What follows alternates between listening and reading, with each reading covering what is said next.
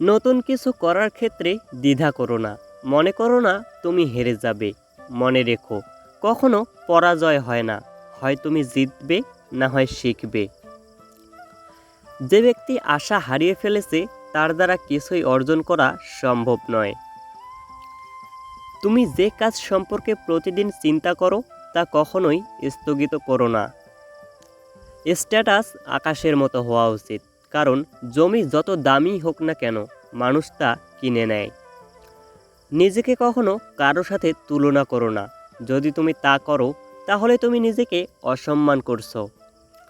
প্রথমে তুমি তোমার কঠিন কাজগুলি সম্পূর্ণ করো, তোমার সহজ কাজগুলি সক্রিয়ভাবে সম্পন্ন হবে।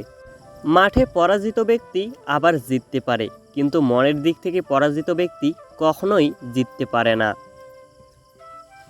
এই পৃথিবীর কোনো ডিগ্রি আপনার ভবিষ্যৎ নিশ্চিত করতে পারে না।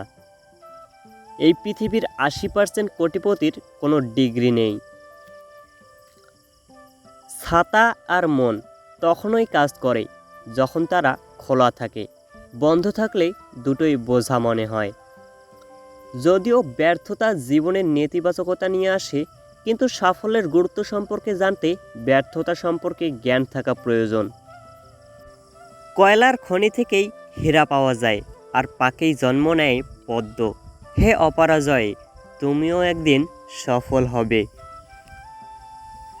সফল ব্যক্তিরা তাদের সিদ্ধান্ত দিয়ে পৃথিবী বদলে দেয়, আর অসফল মানুষ দুনিয়ার ভয়ে তাদের সিদ্ধান্ত পরিবর্তন করে।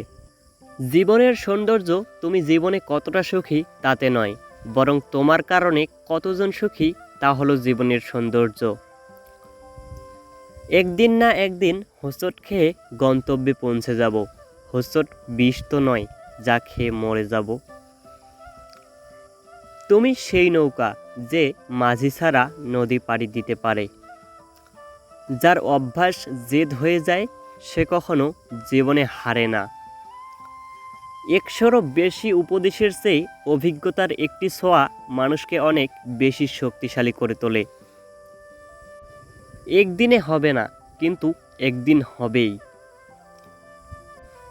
একটি ইচ্ছা কিছুই পরিবর্তন করে না, তবে একটি দৃঢ় সংকল্প পুরো বিশ্বকে বদলে দিতে পারে। যে ব্যক্তি কোটি কোটি টাকা উপার্জন করে সে ঈশ্বরের দৃষ্টিতে মহান নয়, বরং সেই ব্যক্তি মহান যে কোটি কোটি মানুষের মন জয় করে। বারবার ব্যর্থতায় হতাশ হয়ো না। কখনো কখনো গুস্থের শেষ চাবিটি তালা খুলে দেয়। সুখের জন্য কাজ করলে সুখ পাবে না, কিন্তু সুখী হয়ে কাজ করলে সুখ ও সাফল্য দুটোই পাবে।